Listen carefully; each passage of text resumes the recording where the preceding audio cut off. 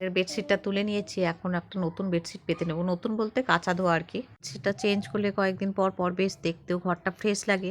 সকালবেলায় উঠে জানালাগুলো খুলে দেওয়ার পর ঘরে বেশ সুন্দর আলো আসে আর ঘরটা বেশ পজিটিভ এনার্জিতে ভরপুর হয়ে যায়। এখন অন্য একটা বেডশিট পেতে নেব। তারপরে এই বেডশিটটা কাচবো আরকি।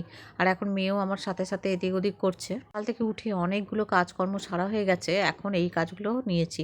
এই কাজগুলো করতে আবার অনেকটা বেলাও হয়ে যাবে। যাই হোক কাজবাজগুলো হাতে নিলে সেগুলো যতক্ষণ না শেষ হয় ততক্ষণ ভালোই লাগে না। আর ঘরের বেডশিটটা চেঞ্জ করার পর মনটাও বেশ ভালো লাগে আর কাজ করার পর বা এই ঘরটা ইউজ করার জন্য বেশ একটা নতুন যেন মানে মনের উদ্যোগ কাজ করে আর কি। আমরা সব কিছুই করি আমাদের নিজের ভালো লাগাবার জন্য। কে কখন বাড়িতে আসবে তার জন্য একটা বেডশিট পাতবো সেটা কিন্তু কখনোই নয়। নিজের ভালো লাগার জন্য, নিজের মনটা ফ্রেশ হওয়ার জন্য, দেখতে সুন্দর লাগার জন্য, নিজের কাছে নিজেকে ভালো রাখার জন্য সেটাই কিন্তু আমরা করে থাকি। আমাদের সাথে গল্প করতে, করতে এই যে এই বেডশিটটা নিয়ে নিয়েছি। হ্যাঁ, এই বেডশিটটাই আমার বিজনেস থেকেই নেয়া। কারণ বিজনেসের যে বেডশিটগুলো থাকে যখন সেগুলো অনেকদিন ধরো সেল না হয় তখন কী করি আমারও তো বাড়িতে লাগে তো তখন সেটা থেকে ইউজ করে নিই। আর যেগুলো মানুষের পছন্দ হয় সেগুলো তো তারা নিয়েই নেয়। আর যেগুলো হয়তো নিল না বা কিছু তখন আমার বাড়ির যেটা প্রয়োজন হয় আমি সেই তো বাইরে থেকে না কিনে আমার বিজনেস থেকেই আমি সেগুলো নিয়ে নিই। সুন্দর করে বেডশিটটা ক্লিন করে নিয়ে মানে পেতে নিই আর বালিশ টালিশগুলো জায়গা মতো রেখে দেবো। আজকে ভাবছিলাম একটু রোদে দেবো কিন্তু আজকে আর হবে না রোদে দেওয়া। তো মোটামুটি যে রেখে দিই আর পরে আরেকদিন মানে বালিশের ওই কভারগুলো কেচে দিতে হবে আর কি। আজকে আর কাচবো না। দেখো সব কাজ এক হাতে করে নিলে তখন আবার অন্য কাজে ডামাডোল হয়ে যায়। আমি বলি না প্রত্যেক দিনের কাজের পরে এক্সট্রা টাইমে আমি এক্সট্রা কাজগুলো করি যদি সময় বাঁচে তখন আর কি। কারণ ডেইলি বেসিসে যে কাজগুলো করি সেগুলো ফেলে যদি এগুলো করতে যাই তখন কিন্তু আমার টাইমের ম্যানেজমেন্টটা অনেকটা অসুবিধা হয়ে যায়। তাই ডেইলি বেসিসের কাজগুলো করে তারপরে এই কাজগুলো করি আর কি এক্সট্রা কাজগুলো। কভারগুলো আজকে আর কাচা হবে না কারণ আজকে এক্সট্রা এরপরে আর টাইম বার করতে পারবো না। এই লেপটা আজকে রোদে দেবো ভাবছিলাম বালাপোশটা কিন্তু আজকে কিছুই করতে পারলাম না কারণ আজকে আমি টাইম ঠিক অ্যারেঞ্জ করতে পারবো না। টা গোছালে ঘরের লুকটাই অনেকটা চেঞ্জ হয় বেশ ভালোও লাগে। আর এখানে দেখো জানালায় হারমোনিয়ামটা রেখেছিলাম হারমোনিয়ামের উপরেও কিছু জিনিসপত্র আছে সেগুলো ঠিকঠাক করে রাখছি আর কারণ হচ্ছে যে হারমোনিয়ামের পেছনের জানালাটাও খুলে দিয়েছি। আর ভালোও লাগে বেশ সব জানালাগুলো খুলে দিল তবে ডেইলি বেসিসে প্রত্যেক দিন মানে সবগুলো খুলি না দুটোই খোলা থাকে। তবে আজকে যেহেতু সময় আছে সবটা খুলে দিলাম সুন্দর করে। স্নানটা করে মেয়েকে আনতে চলে গিয়েছিলাম আর আসার পথে অনেক কটা কাজ ছিল একেবারে করে প্রায় ৩টের সময় বাড়ি ফিরলাম। তো সব কাজগুলোই হয়েছে তবে অনেকটা আগে বেরিয়েছিলাম সেখানেও কিছুটা কাজ করেছি ফিরে এসে কিছুটা করেছি।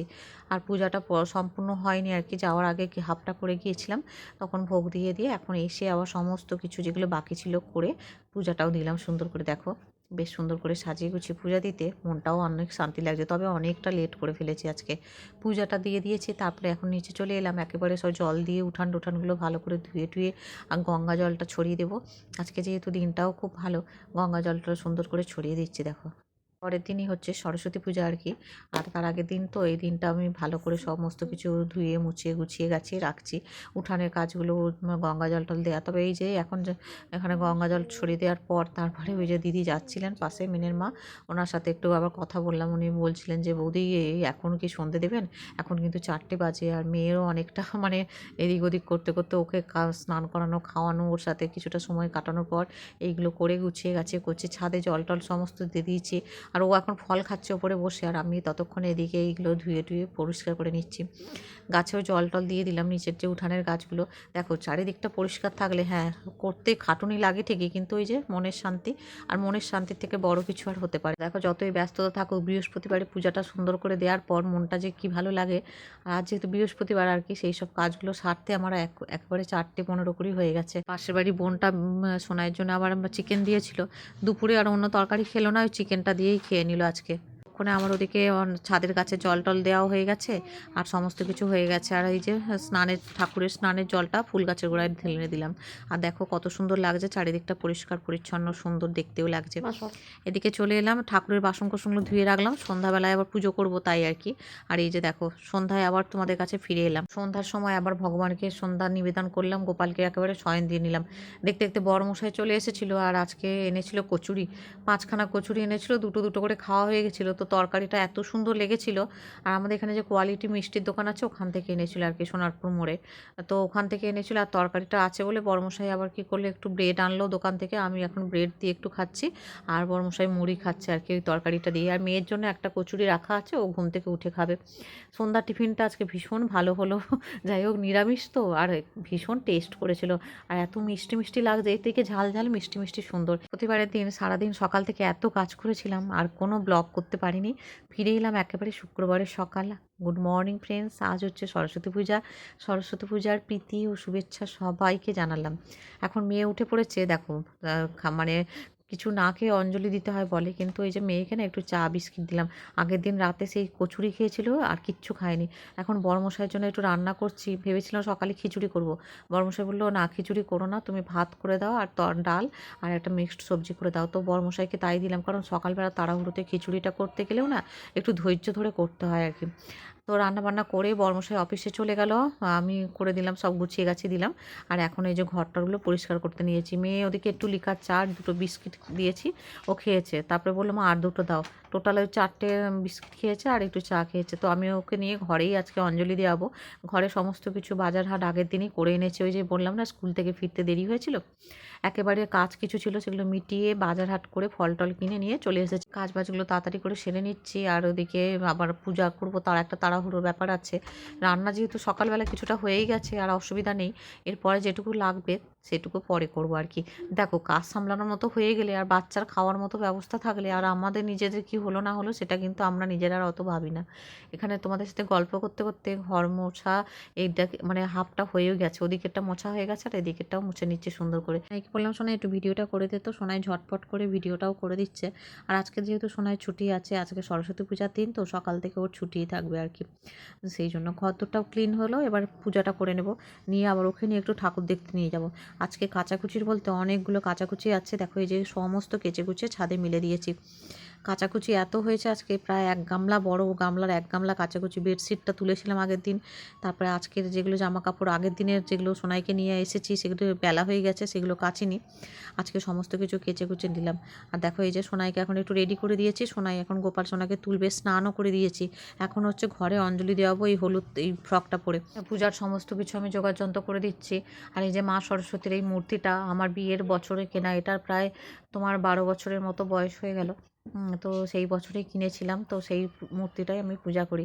আর এদিকে দেখো সরস্বতী পূজায় বরমশাই যখন অফিস যাচ্ছিল আগের দিন আর কি, তো পূজার মার্কেটটা এত মানে জমজমাট ছিল মধ্যমগ্রামে, বরমশাই আমাকে তুলে পাঠিয়েছিল। আর এই যে প্রতিমা সব আজকে বিক্রি হচ্ছে আর কি, বারুইপুরে প্রচুর প্রতিমা বিক্রি হচ্ছিলো। আমি যখন বাজার করছিলাম সকালে এত প্রতিমা বিক্রি হচ্ছিলো, মনে হচ্ছিলো কিনে আনি। সকালের পূজাটা তো সেরে নিয়ে মেয়েকে ঘুরতে চলে গিয়েছিলাম, তো অঞ্জলি টঞ্জলি ওকে বাড়িতেই দিয়ে নিয়েছিলাম।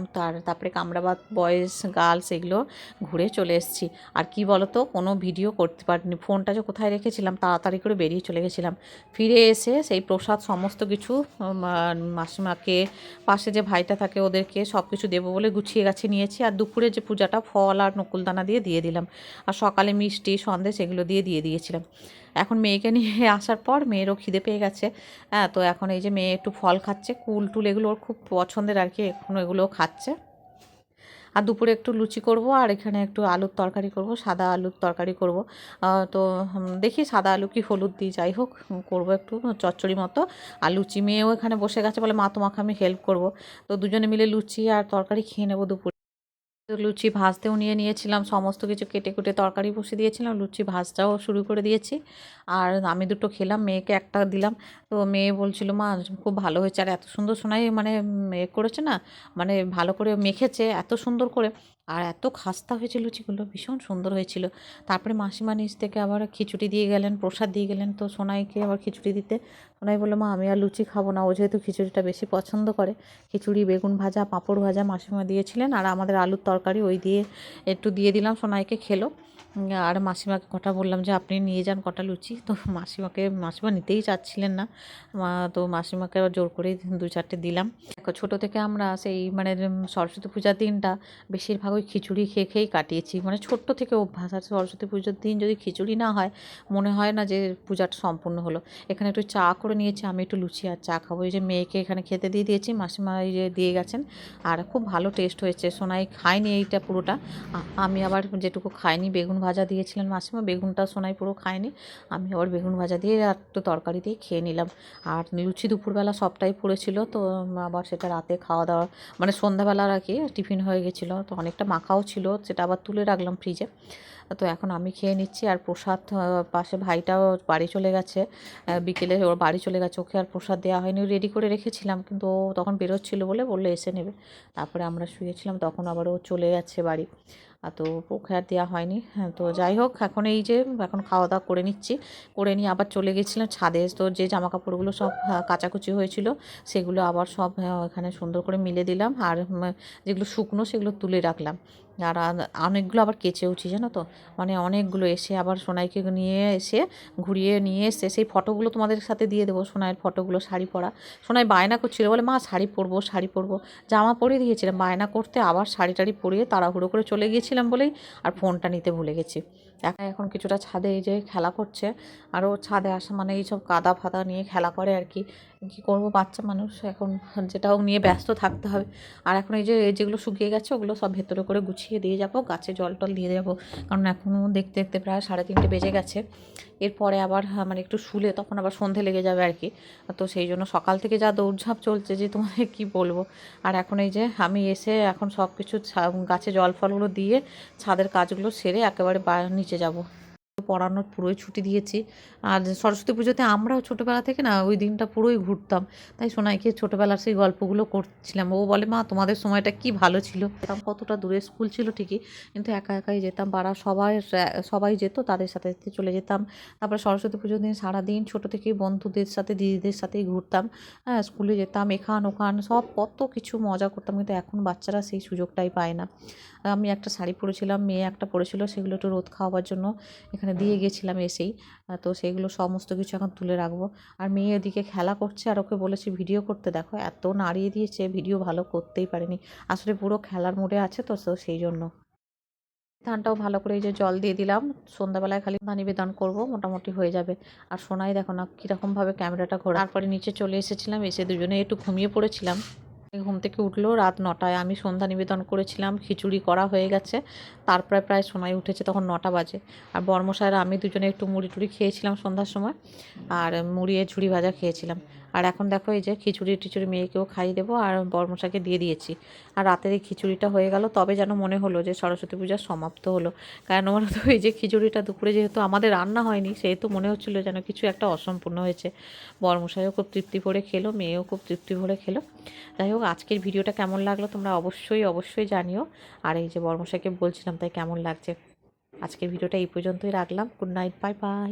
এই যে দেখো, আমি তো ফোনটা নিয়ে যাইনি, নিচের ভাইকে বলেছিলাম ভাই একটু ছবি তুলে দাও তো আমার সোনাইয়ের, তো এই যে তুলে দিয়েছিল। আর আমি আবার ফিরে এসে সোনাইয়ের এই ছবিগুলো, তখন ফোনটা পেয়েছিলাম, তো তারপরে ফিরে এসে এই ছবিগুলো তুলেছিলাম। আর দেখো এই যে সরস্বতী মায়েরও কয়েকটা ছবি তোমাদের সাথে শেয়ার করলাম, এই যে ভীষণ সুন্দর লাগছিল জানো। আজকে যেতে সোনাই এত খুশি হয়েছিল। আর আজকে আবার 23শে জানুয়ারি নেতাজির জন্মদিন ছিল, তো সমস্ত কিছু নিয়ে আজকের দিনটা ভীষণ ভালোভাবে কেটেছে। চলো বন্ধুরা, আজকের মতো বিদায়, বাই বাই।